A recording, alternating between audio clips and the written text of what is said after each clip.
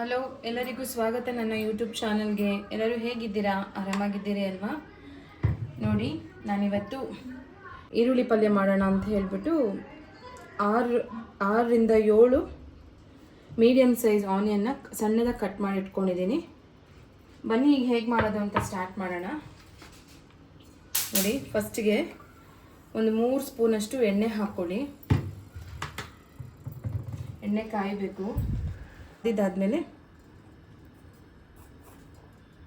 1/4 ಸ್ಪೂನಷ್ಟು ಜೀರಿಗೆ ಹಾಕ್ಕೊಳ್ಳಿ. 3 ಮೆಣಸಿನ್ಕಾಯಿ, ಒಂದು ಸಣ್ಣ ಬೆಳ್ಳುಳ್ಳಿನ ಜಜ್ಕೊಂಡಿದ್ದೀನಿ, ಅದು ಹಾಕ್ತಾಯಿದ್ದೀನಿ. ಸಣ್ಣದಾಗಿ ಹಚ್ಚಿರೋ ಈರುಳ್ಳಿ ಹಾಕ್ಕೊಬಿಡೋಣ. ನೋಡಿ, 2 ಚಿಕ್ಕ ಸೈಜಷ್ಟು ಟೊಮೆಟೊ ಹಾಕ್ತಾಯಿದ್ದೀನಿ ನಾನು.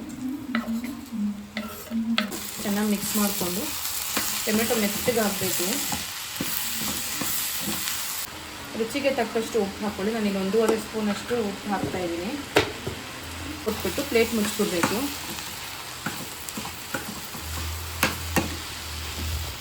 ನೋಡಿ,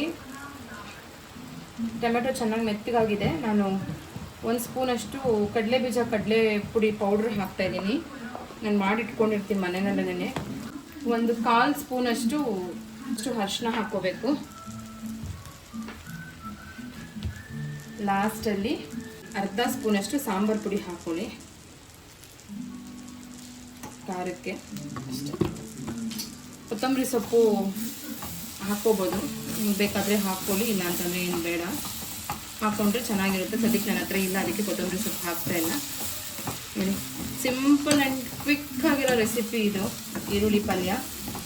ನೀವು ಮಾಡ್ಕೊಂಡು ತಿಂದು ನನಗೆ ಕಮೆಂಟಲ್ಲಿ ಹೇಳಿ. ಚಪಾತಿಗೆ, ದೋಸೆಗೆ, ಪರೋಟಾ ಜೊತೆನೂ ಚೆನ್ನಾಗಿರುತ್ತೆ ಈ ರೆಸಿಪಿ ನಿಮ್ಗೆ ಇಷ್ಟ ಆದರೆ ಒಂದು ಲೈಕ್ ಕೊಡಿ, ಇಲ್ಲಾಂದರೆ ಡಿಸ್ಲೈಕ್ ಮಾಡಿ. ಆದಷ್ಟು ನನ್ನ ಚಾನಲ್ನ ಸಬ್ಸ್ಕ್ರೈಬ್ ಮಾಡ್ಕೊಳ್ಳಿ. ನೋಡಿ, ಈರುಳ್ಳಿ ಪಲ್ಯ ರೆಡಿಯಾಗಿದೆ. ಚಪಾತಿ ಜೊತೆ ಸರ್ವ್ ಮಾಡ್ಕೋಬೇಕು. ಥ್ಯಾಂಕ್ ಯು, ಧನ್ಯವಾದಗಳು.